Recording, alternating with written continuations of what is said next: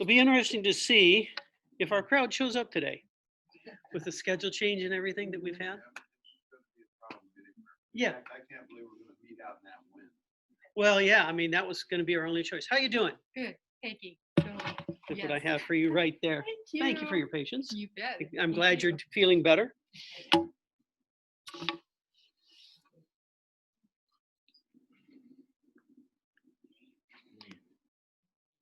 Well, it's almost 8:45, but I'm going to wait a little bit just to make sure people go, oh my gosh, look at the time. Have a chance to get here. So we didn't need to hurry to get here, did we? There's a brave man coming in shorts. Yeah. He probably had another outfit scheduled until the email last night that says we're indoors. Yeah, right. Hello there. Good morning. Thanks for sending an email. Uh-huh. Sorry it was so late. Well, Sorry, we're so. nobody knew what's going on. Yeah. Well, it could change any minute now. We may have to go out to the patio, halfway through. The way this county's gone.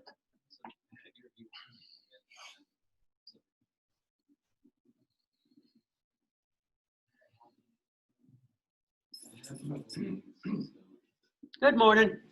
Hi, How are you? not quite sure. No, I'm better since I'm here. Something about that side of the room, people aren't sitting over there. I don't know what it is. It's a wild world out there. This is close enough to be in here.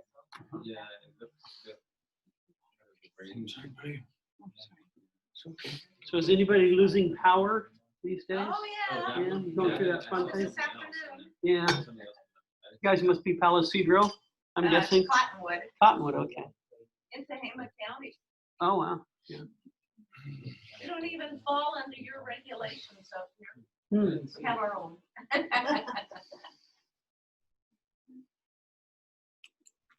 Yeah, I'm almost ashamed to ever put anything on Facebook about our power being out because my son's in Tennessee where they have tornadoes. And we're going, we have 20-mile-an-hour winds, so we're suffering here now. There's a gentle breeze outside. You can almost fly a kite. Is there a reason why you haven't been since you relocated to Tennessee? I also have a son in Reading Oh, okay. and 2 grandkids that go to the school where I work. Oh, okay, well, that makes all the difference. No, They my cost son, everything. yeah, Yeah, they my do. son, I actually had my paycheck direct deposited to their account, and then they just give me an allowance to live on each month. My son was working for Channel 7 doing their commercials, and he got a job offer from Dave Ramsey in Tennessee. Oh. And he said, what should I do, Dad? And I says, you drive east and don't look back over your shoulder at Mom and I. That's I right. said, you live for your wife and your kids and not for the old folks. So, my wife and I are talking about where we want to eventually live. We have our in-laws living on our property and they're in their 70s. So we help pay for them and trying to decide when that's all over, if we still want to stay in this state or do something different. I don't know. You really want to stay in this state? I love Jefferson State. Yeah. Yeah. I do too. The lack of regulations we have here and that kind of thing. Yeah, I love Jefferson State. Good morning, James and Marzette. Good to see you.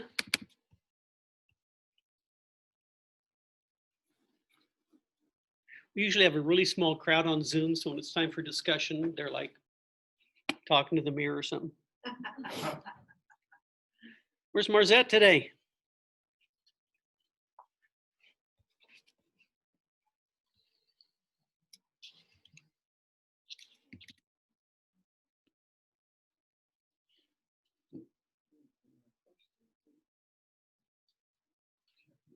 I got plenty of questions for you.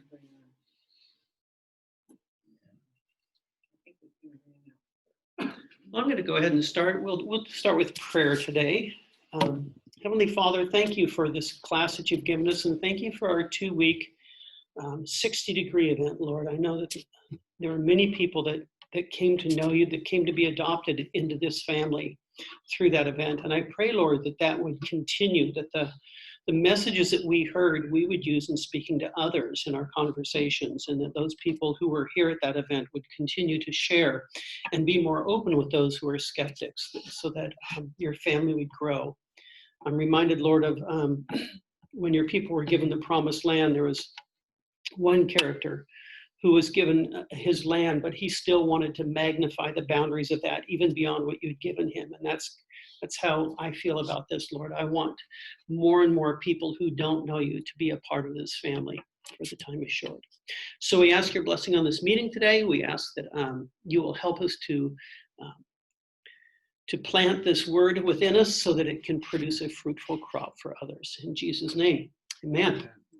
So the first thing I'm going to ask you to do is this. There's going to be a lot of discussion today, very little from me, but a lot from you guys. I'm going to ask you guys to get together and talk about the event of the last 2 weeks. What was it about the 60-degree event that stood out to you? It was really memorable. Or what was it that you still need to figure out? Is there something that was said that you think, I still have questions about that. I want to know more about that, or I didn't understand that. And lastly, how will this work out in your own life? So form some small groups and start to discuss that 60-degree event and how it landed in you.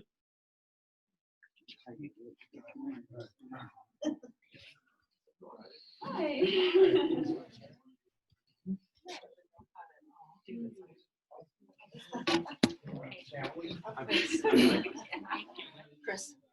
How are you guys doing today, Jim? So what stood out to you?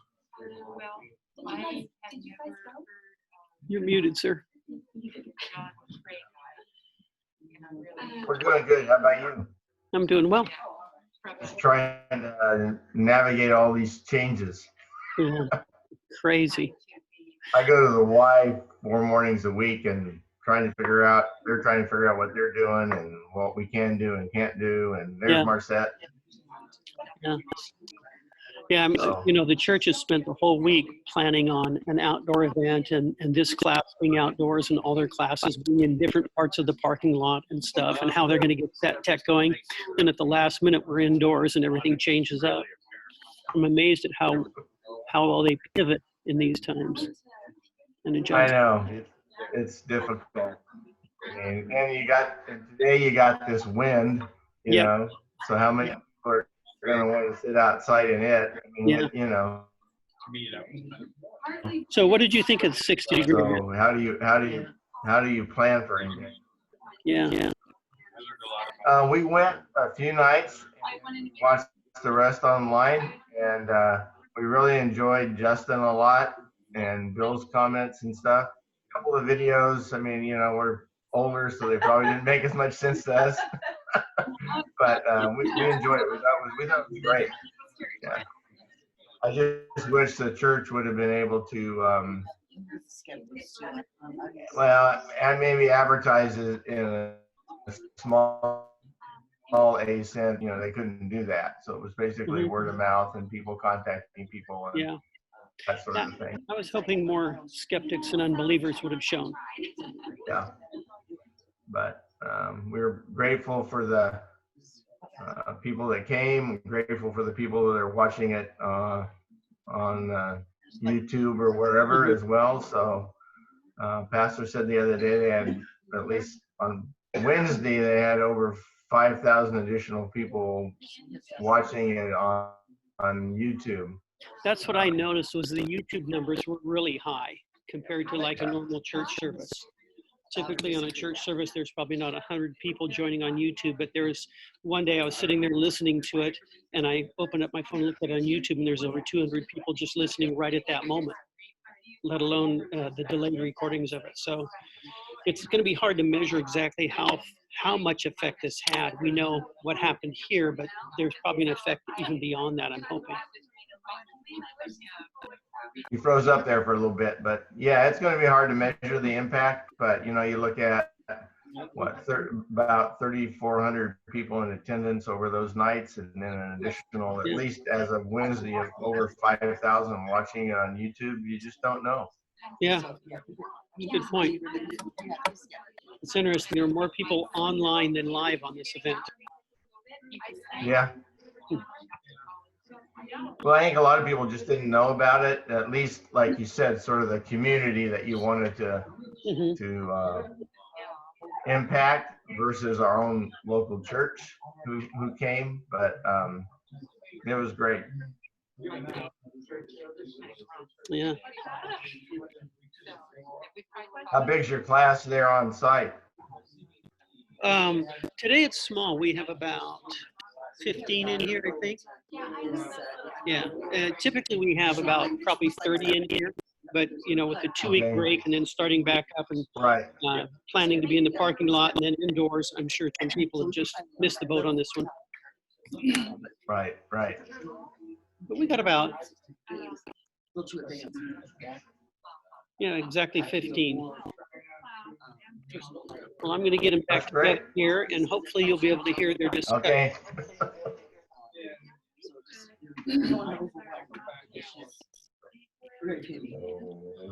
Well, wrap up your sentence that you're on, and let's join back together and talk about this.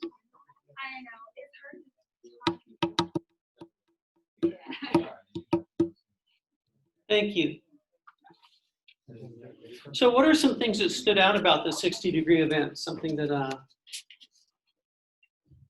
will be memorable?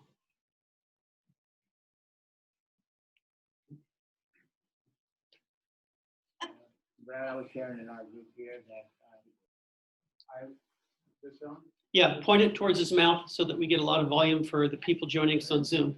I was really excited about your testimony and also the doctor's testimony. Uh-huh. To me, that really excited me about how God's working. And I think you started this whole discussion with us that the Holy Spirit has to work. Yeah. And it's not about arguing.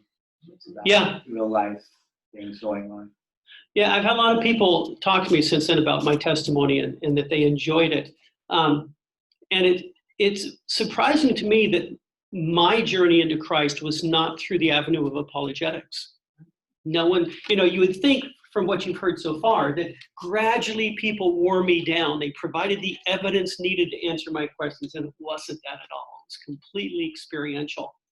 And Justin Brierley says in his book that many people who come to Christ in their youth come through an experience, but as an adult, they come through apologetics. That wasn't my case.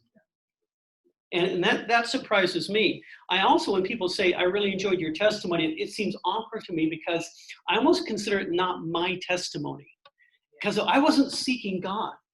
It's his testimony. It's a testimony of his grace and how it can find the most lost person and save them. Because when you think back to my story, what was I doing at the moment I got saved?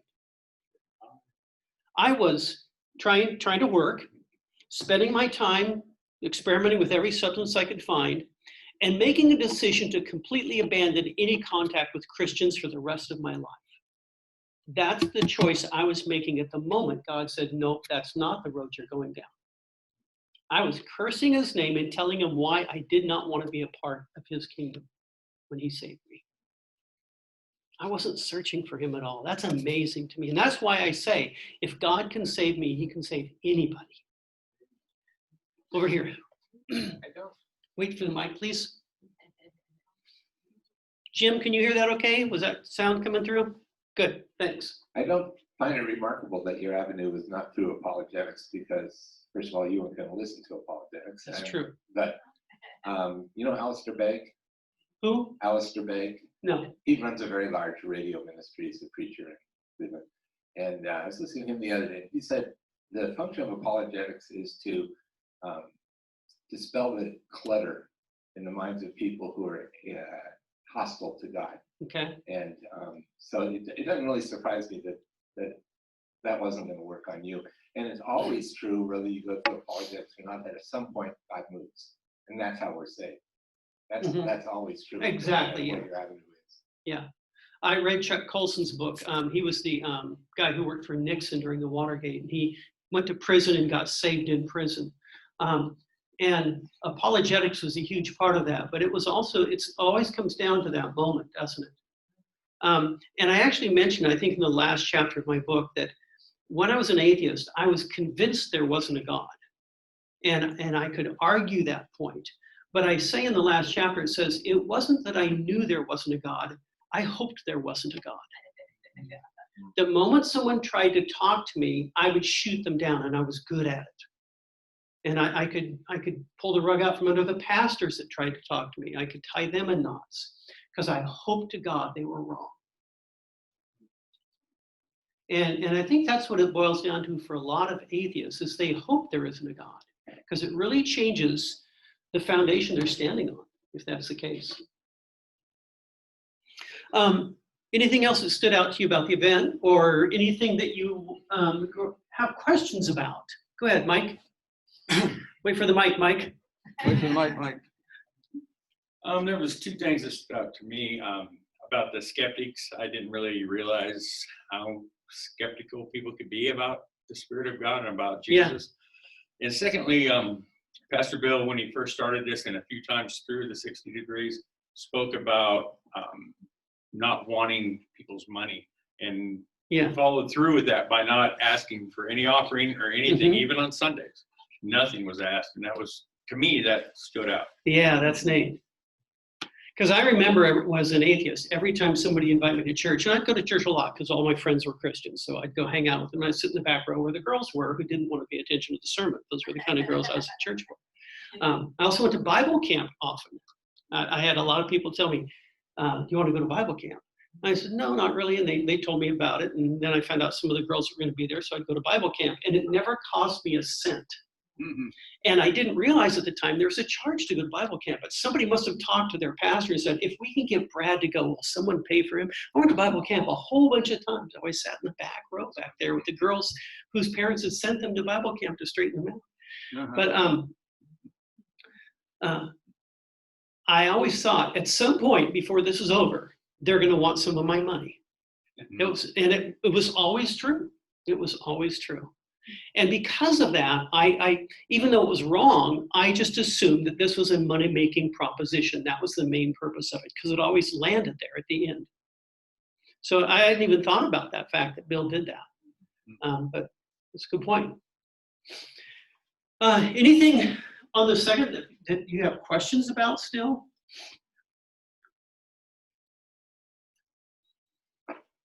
Spot on, everything. Really? Because I have one, and it's just eating away at me. Okay, let's hear it. One of the videos said, talking about how unique the biblical narrative is, says there's never been a time in history, or there's never been a religion who says God came to earth as a person.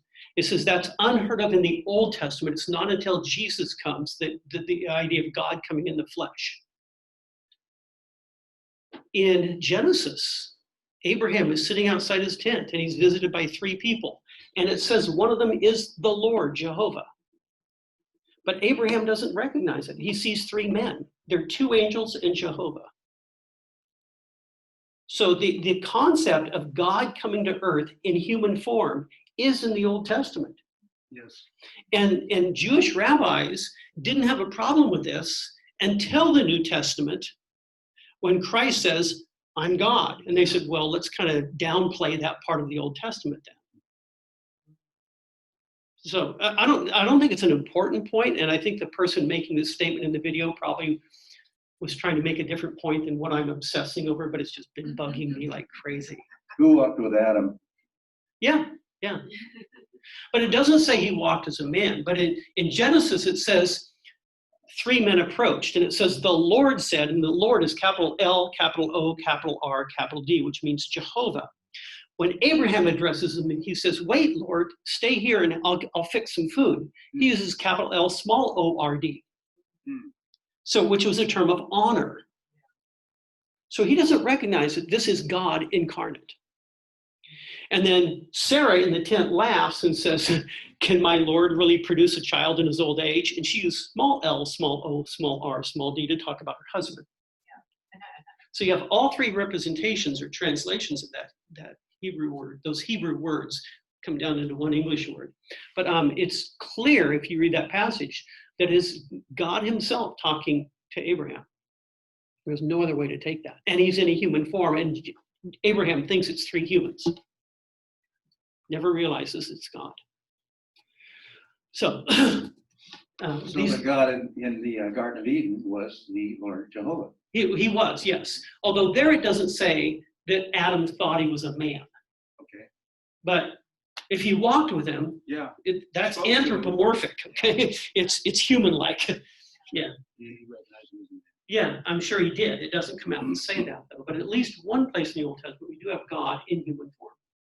Good point. How's this apply to your life?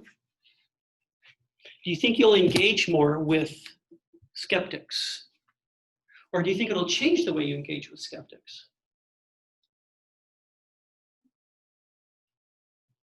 I have a friend who's a Christian and his son is an atheist, and they often end up in arguments. His son knows how to push all the buttons,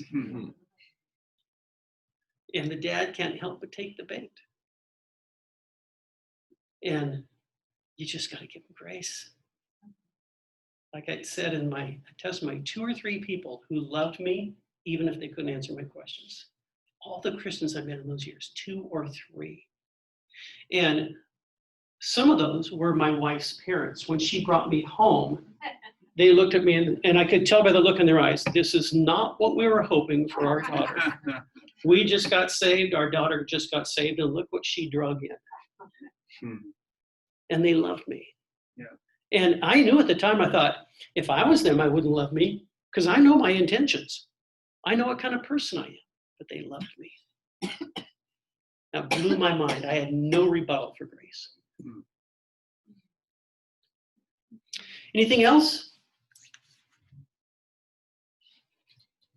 Okay. Well, let's watch our quick video here. And we don't have sound.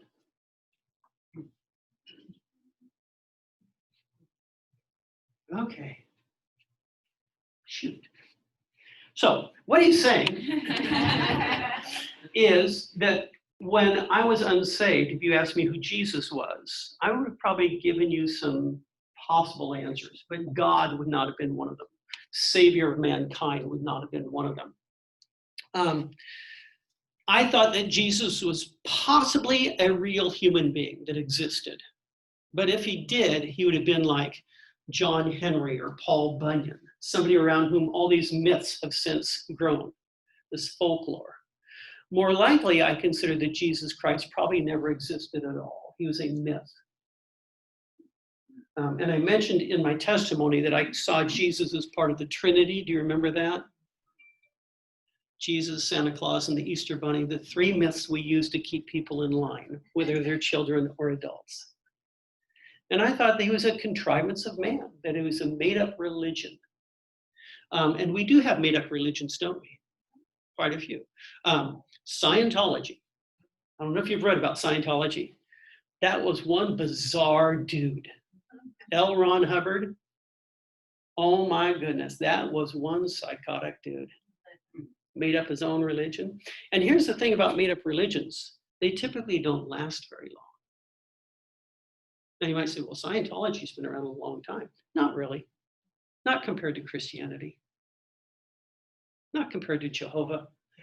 I think he edges them out. The town I grew up in, there's an abandoned stone house where in the 1800s, a guy got a religious following and said he was the Messiah, and that when he died, he would come back to life 3 days later and lead his followers. And a couple weeks after he died, well, his followers were still hanging around and praying for this. The county went in and took the body out and buried it because it was stinking so badly. Now, I don't even know the name of his religion. It died with him. If you go to my town, there's no more church. The house is still there. The abandoned stone house is still there. But his religion died with him. And contrived religions, man-made religions, suffer from the second law of thermodynamics, the process of decay. Yeah. So the fact that Christianity has stuck around for so long provides some evidence that it's probably not fake. But there are fake religions that have stuck around for a long time as well. So I'm going to have you guys go into discussion again.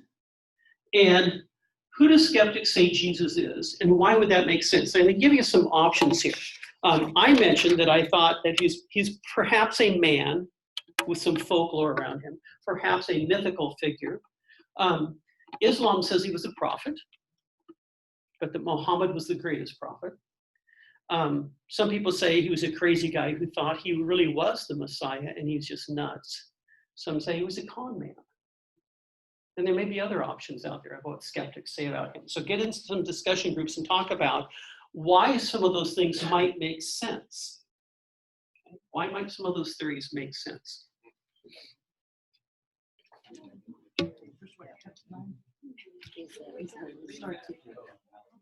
Just to start taking the discussion about it. That was the one that people say a lot. How about you, Jim? Have you encountered people that have had some of those opinions? Well, I think it runs the gamut from I don't believe he ever really existed to, he just was delusional, thinking himself. And we're losing internet here for some reason. You keep cutting out, unfortunately. I don't know if I'm cutting out as well. I suspect I am. Not a whole bunch. There's the problem.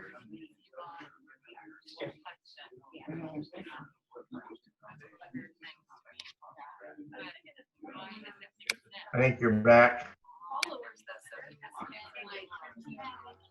a little bit.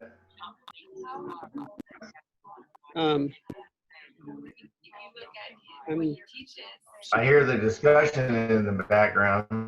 Yeah. My internet is logging on to the school next door. I'm going to try to see if where is it? There's.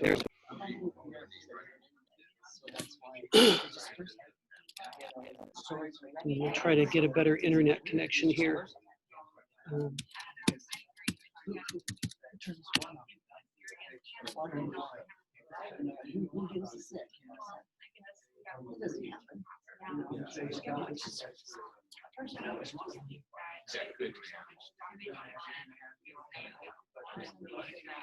I'm going to get Gordon to give me the password for the Wi-Fi.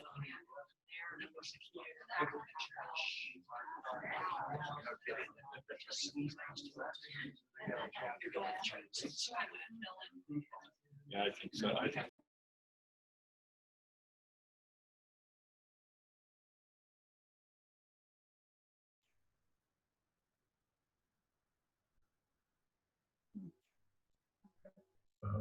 I think he may have tried to switch something. I'm not sure.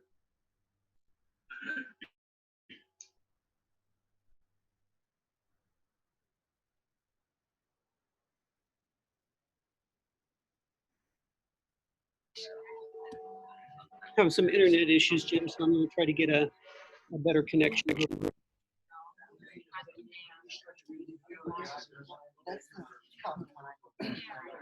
Can hear the background discussion, but Yeah, my mic's coming through, isn't it? yes. Problem is, it's not logging onto the church's internet. It's logging onto the school next door where I used to work. So it's recognized that password and it's bumping me off the churches. So I'm going to try to get the password for the church one, and that'll help Okay. us. Sorry about that. Yeah, they're not too Okay. far. Red Bluff. Let's talk again. One in Red Bluff, the other one's in Oregon, and a couple on the coast. All mine are.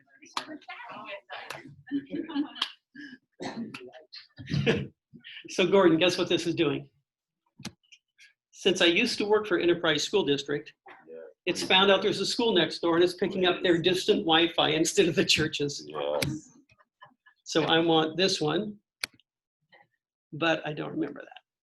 Let's go to, let's actually jack that one. Okay.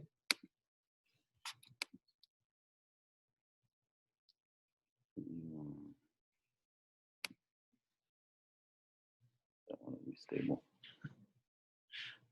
Confirm why the internet's not working. And it says Enterprise School District. It does the same for me. It tries to grab it too. Yeah. They must have that thing dialed up pretty powerful over there. Okay. So we're back on, I think, now. So thanks, Gordon. Yep. What is the rationale behind some of those beliefs? Why would someone think that that makes sense, that Jesus was a myth or a lunatic or a con?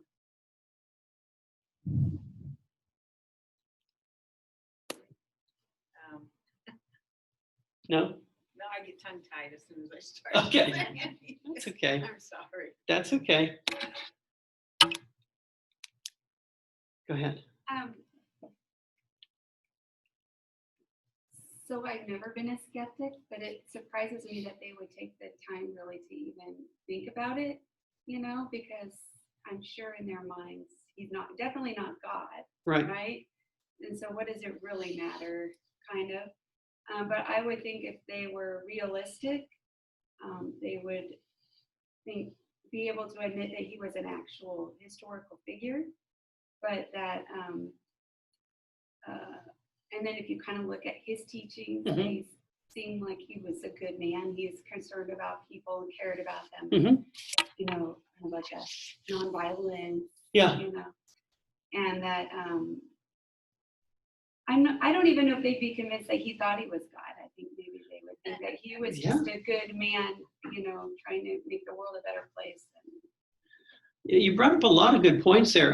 There are theologians that believe Jesus never claimed that he was God, that was something that was invented later on, mostly through Paul's writings.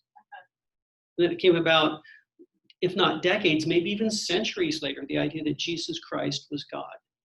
Because he never comes out and says, I am God. But he said, I and the Father are one. Yes. Now, the Jehovah's Witnesses would tell you that means we're of one mind and purpose. Oh, yeah. That's their interpretation of that, because they believe that he was not God. And Jehovah's Witnesses, you know, that started around the turn of the last century, late 1800s, Rutherford, and then it became a formal denomination in the early 1900s. But Arianism, upon which it's founded, the idea that Jesus was an angel and was not God, is millennia old. That showed up a few centuries after the New Testament. Jehovah's Witnesses would tell you, no, that showed up at the time, and the idea that Jesus was God showed up later. Now, regarding that statement that you just mentioned, I and the Father are one, they say, well, that means we're of one mind. Okay, I could say my wife and I are one, meaning we're of one mind, right? But I couldn't say this chair and I are one, or my dog and I are one. In order to make the statement that we are one in purpose, we have to be equal. My wife and I have to be equal in order for me to make this statement, my wife and I are one. I'd never make that statement about a parakeet. So even if it does mean what they say, it shows that Christ is equal with the Father. You wanted to say something. I have more to say. I say one more thing, Okay. because when, like I said, I've never been a skeptic, Uh-huh. but in our group, this gentleman, what's your name?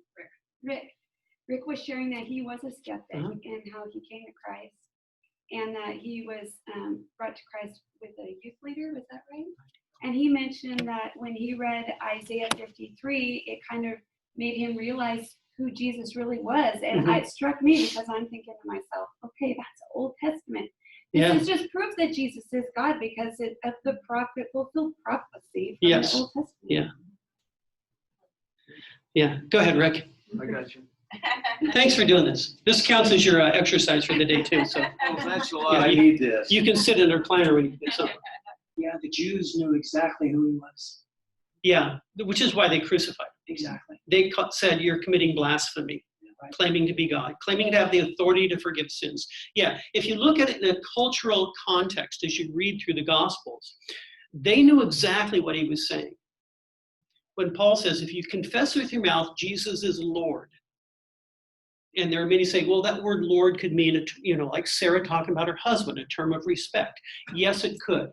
But that word was the way. Do you guys know what the Septuagint is? It was the Greek translation of the Old Testament. Because the Jews had been exiled and come back, many of them didn't speak Hebrew anymore. They now lived in an occupied nation that mandated you had to speak Greek. So the Hebrew Bible was translated into Greek. When they had the word Jehovah, they used the word that Paul uses there, Lord. That was the word chosen for that. So when Paul is saying to the crowd, if you confess with your mouth, Jesus is Lord, he was talking to an audience who knew what he meant by that term. You're confessing that Jesus is Jehovah. And then there's something else that I was going to mention when I talked about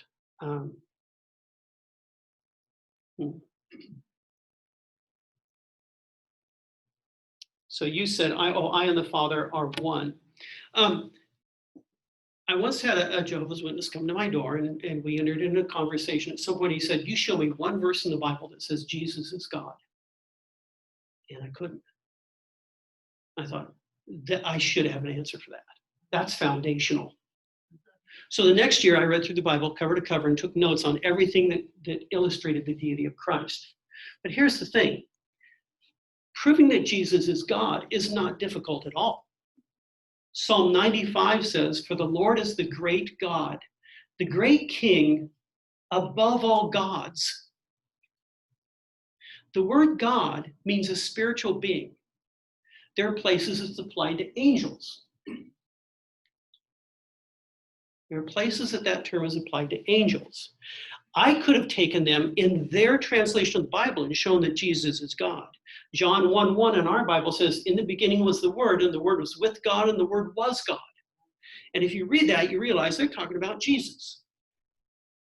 They've retranslated that. They've introduced a word that they said must have been in the original, and it's been lost. Their version says, in the beginning was the Word, and the Word was with God, and the Word was a God. Was a spiritual being. And it goes on, and you can clearly see it's talking about Jesus. I could have said, open to John 1:1, and they would have said, oh, well, that's been mistranslated. No, open in your translation. What does it say? It says that Jesus is a God. He is a spiritual being. That should not be our question, whether or not Jesus was a spiritual being. I agree with that, and a Jehovah's Witness agrees with that. A Mormon agrees with that. The question is he equal with the Father? Yes, I and the Father are one. So there are many places where he's shown to have this same authority as God himself, God the Father. But when we use the term God, we say we believe in one God. No, we worship one God. But there are many spiritual beings, true or true. The word God has become in the English language to refer to simply Jehovah. But in its original, it meant any spiritual being whatsoever. So our question should not be about whether or not Jesus is a spiritual being. It should, is he co-equal with the Father? Is he pre-existent? And he says, before Abraham was, I am. Is that what you're going to mention? Yeah. And the Jews knew what I am. Oh, they knew exactly. If you look at the number of times Jesus used the phrase, I am, it's amazing what happens. When he's arrested, he said, who are you looking for? And they said, are you the one that claims to be the King of the Jews? And it says, I am he. And it says, at that they fell back. That's a really poor translation. First of all, if you look at that, you'll see the word he is in italics, which means we've added it to make sense out of the thing. It's not in the original. When they said, are you the one who claims to be the King of the Jews? And he says, I am.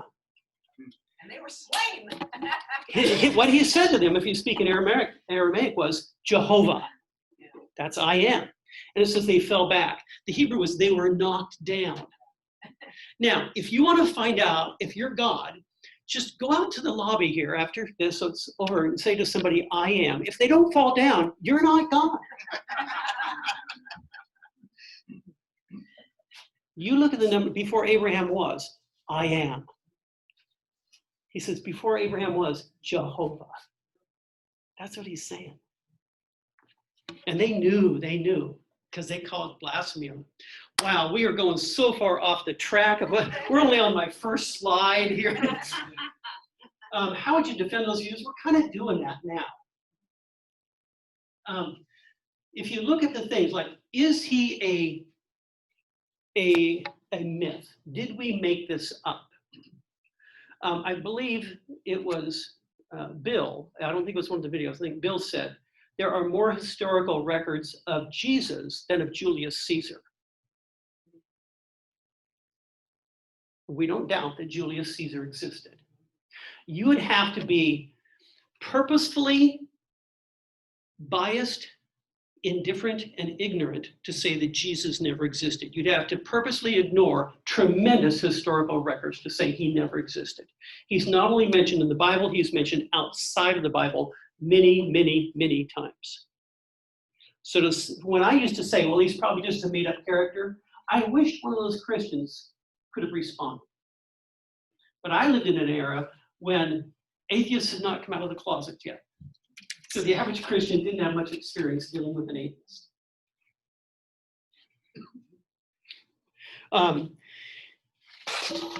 Is he a lunatic? Is he a con man?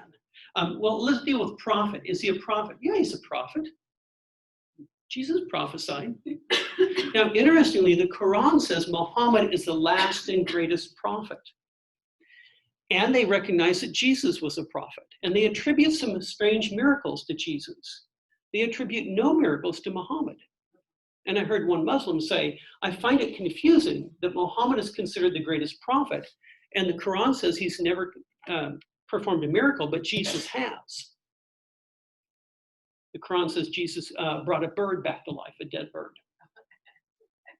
Yeah, and then some. But is he a prophet? Yes. But he's probably more than that too.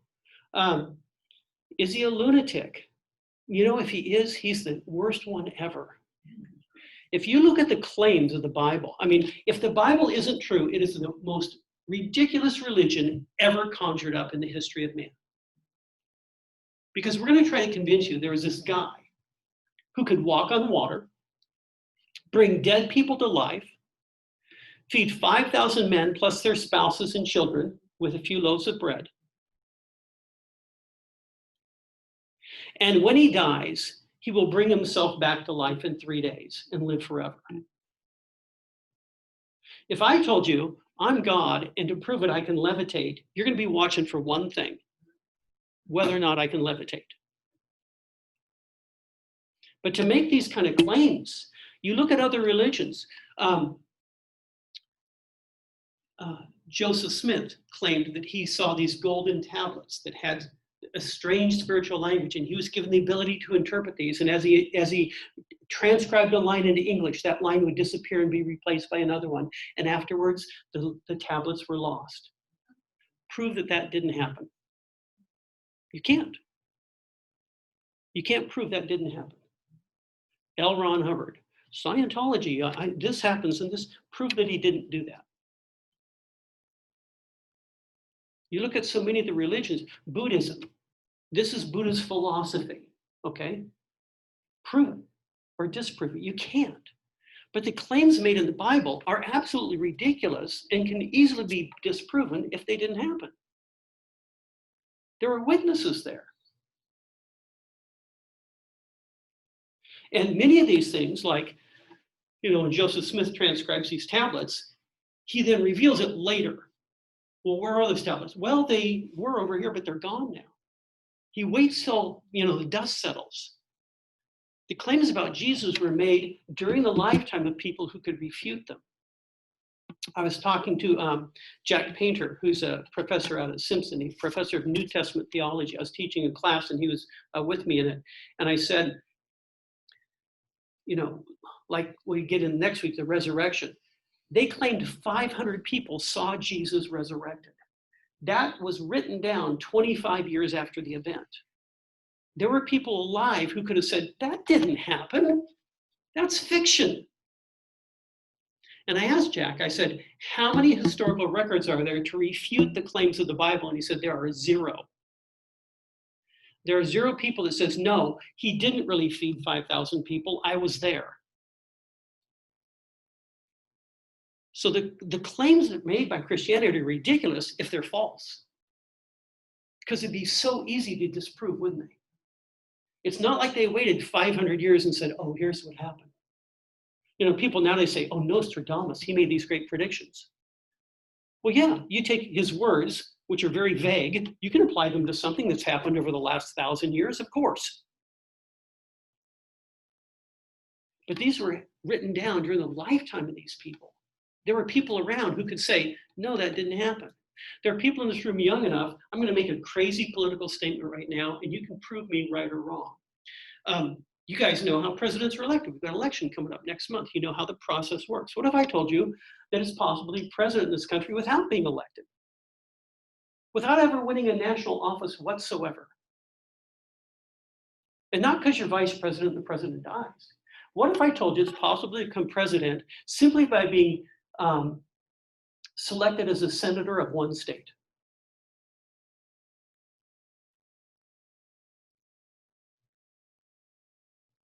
Does anybody know if I'm just making this up or not? Probably true. Gerald Ford Right. was never elected to a national office and served as president of the United States. Who? So Nixon got himself in trouble. His vice president got in trouble. His vice president had to resign. Gerald Ford was appointed as vice president. Nixon got in trouble and resigned. And Gerald Ford became president, having been appointed to the position. Now, there's people in this room young enough that goes, that sounds like a crazy story. But there's other people that can say, no, it really happened that way. Now, if I waited 500 years to tell that story, nobody could verify whether it was true or not.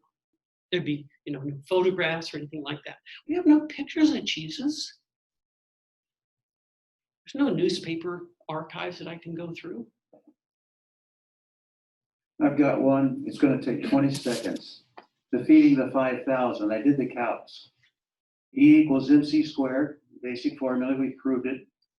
It took over 10,000 years of production at Shasta Dam to do equal the amount of energy that Jesus put into that miracle. That is awesome. That's by today's standards. Yeah. All of history is accepted on faith. Nobody was around when George Washington was our first president, but we accept Yes. by faith that he was the president. How many photographs do we have of George Washington? Probably zero. Zero. Yeah. None. Got paintings of him standing there in the boat, and the paintings are very contrived. We know that he was not dumb enough to stand up in the front of the boat on Christmas, going across the waves in the storm. Would you sit down up there? Yeah, we accept it on faith. In fact, Faye, when she was giving her testimony, where she had come to my testimony and heard mine, she said that one of the things I opened with was the fact that, I'm in this room at the hearth with 30 or 40 people that had never met me. I said, how did you know I'd be here? You saw a flyer, said I'd be here. You put your faith. Maybe somebody told you, hey, there's this old bald guy. And you trusted that person. You put your faith in it. We live by faith every day in all we do. Go ahead. So what Sylvia said is exactly right. But then you have someone like Paul, who is a historical figure, who Yes. historically persecuted Christians, and then all of a sudden, historically, is them preaching to the Gentiles and having everyone believe in Jesus, right? So it's kind of like you got to sit back and look at something like that, and what the conversion, Right. What would have caused that to happen? It's similar to mine. I was given 18 minutes for my testimony. I can do it in an hour. If I did, I would tell you about what happened afterwards. The number of friends that called me up, Brad, you know where I can score some cocaine? Well, actually, I got saved. And I went, hello? Hello? My parents, my ex-girlfriends, it said, he's lying to get that. He's trying to win that girl back. He's lying. He's making this up. They couldn't believe, just like they couldn't believe Paul, the persecutor of the Christians, really had met Jesus. I lost every friend I had, which was good. And I had to convince the people, no, I'm not faking this. Because people knew what an adamant atheist I was. I had trouble convincing people. I think they're starting to believe now. It'll be 40 years this April. Okay, we got to get you to church on time. How would you defend those views? Come on, button. How might the Bible be of help in this? Brierly makes a good point. He says on 114 that skeptics often demand a level of proof for Jesus that they don't require of any other historical figure. I'm going to show you some numbers on this. I'm a numbers guy.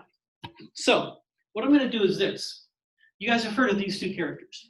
Probably had to read them when you're in high school. Anybody test time? Anybody know what they wrote? Okay, that's Homer. Yeah, Plato's Republic, that kind of thing. Okay, so you read these. Nobody questioned their authorship, right? We're going to look at two things. We're going to look at the number of manuscripts we have of their work and the date of those manuscripts compared to the year they were alive. So, number of manuscripts will be a blue bar, and the length of time between them living and their most recent manuscript that we have, the one closest, because we don't have their original writings, we have copies. So how close is that copy to the date? So here we go. First of all, with Plato. 7 copies of his work. The newest was written over a millennium after he died. We don't question his authorship of it, nor the validity of the content. Homer did much better. So we want a long blue bar and a short red bar. We have 643 copies of his works, and it's less than half the time interval that we have with Plato. So there's a lot more evidence that Homer really did write these things. And we can take those copies and compare them and see if they line up. Are there discrepancies? Here's the New Testament.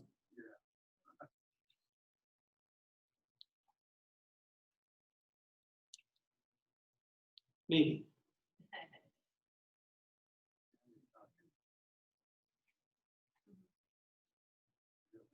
And they don't question whether Homer wrote the Iliad and the Odyssey. They don't question whether Plato wrote the Republic. But they'll say, oh, Jesus, that's made up. Nearly 6,000 copies of the New Testament. Some of them were written within the lifetime of the people that saw those events happen. That's huge. And again, there were people around there that could have said, no, that didn't happen. He didn't feed 5,000 people. We didn't see him alive after the crucifixion. There is not one historical record to refute those claims of the Bible. If you'd shown me this back when I was an atheist, I'd have stayed an atheist though. Because man, I liked that alcohol. I liked my lifestyle a whole bunch. So I don't know that this would have convinced me. It might have shut me up though. That would have been a start. Go ahead, we have a comment here. I just wanted to ask you, did you have any awareness about Lee Strobel and his life journey? No. At the time? No. Okay. In fact, I think that was after, I think Lee was saved in the 70s. Actually, we would have been kind of concurrent. I was an atheist probably from about 1972 or 3 up until 1981. Yeah. But I avoided those people too. I read Carl Sagan, I could tell you what he said. I read all those people, which is what we do nowadays, right? We go on Facebook and we look for the political statements that reinforce what we believe. You don't have to look. No, it'll come that way, yeah. And it's funny because growing up in Northern California, which is a conservative area, because of who I friended, the political statements that get pulled in by the algorithm are conservative statements. And I haven't tried to seek out, I haven't clicked on and go, oh, I want to read more about this. It's just happening because of who my friends have clicked on. Yeah, it's interesting how that works. So yeah, you don't have to try, but it happens. We could talk about what the Bible has to say about this, and there are tons and tons of statements in the Bible about who Christ claimed to be. If he was crazy, he did a really bad job of it. That'd be like me saying something crazy enough like, I can levitate. I had a friend in high school, the kid used to lie all the time. You'd say, I caught a fish the other day, oh, I caught a fish, you know, and it's just whatever, he'd done something even greater. And we're on our bikes one day, riding around and talking about when we learned to pop a wheelie or ride with no hands. And he says, I can ride with no hands while standing on the seat like this. We're near a hill, so I thought, okay, this is my chance to shut him up. I get to prove this right now. I said, show us, Lee. So now Lee's trapped. He's got to try this. So he goes to the top of the hill, gets pedaling down, puts his feet on the seat, stands up, lets go of the handlebars, and does this.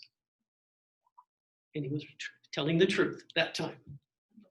But because, it's not like Lee told that story when he was 80. When I was a kid, I could do this, No, he said it right there, and it was provable right then and there. So these claims that we have of who Christ claimed to be in the Bible are clear. You have to be trying to avoid the truth, to ignore them. You have to try to avoid the numbers, to ignore them. And there is no one to refute these claims from that era. And I think a lot of people, I remember one time I was at a church and I was given the assignment of interviewing people, just asking them, who do you think Jesus was? The smorgasbord of answers I got was incredible. He was a guy who probably lived and got himself in trouble. He was a moral man. He was a prophet. He was a myth. Those can all be dispelled unless you want to ignore the data and the truth. Next week is one of my favorite chapters, Facts About the Resurrection. This is actually the last video we watched by Justin Brierley. He's going to talk about, because the craziest claim is that I not only died, I came back to life 3 days later and hundreds of people saw me. That's an easy one to refute if it's not true. How do we know it really happened? Because you may recall that when they put Jesus in the tomb, they sealed it, didn't they? But they didn't seal it right away. Did you know that? Later, the religious leaders went to the Roman government and said, he claimed he would come back to life. I think we should seal it. There was a point at which that tomb was unsealed. There was an opportunity for his body to be stolen. So by the time they sealed it, he may have already been gone. Is that a viable hypothesis? Is there any evidence to prove, or to at least lean us towards the idea that the resurrection really happened? So that's what we'll be doing next week. Please invite a friend, especially one who's a skeptic. Also, I wanted to mention of the books that I've been selling. They sold, I think they raised over $700 for our Thailand mission. A lot of people bought them there at the hub. So I want to thank you guys for coming. Have a great week. Have fun with chapter 6, and I'll see you at this time next week. God willing, we'll be inside. If not, I'll have a fire going out there, bring some marshmallows and hot dogs. Okay? Thanks, you guys. Thanks for joining us, Jim.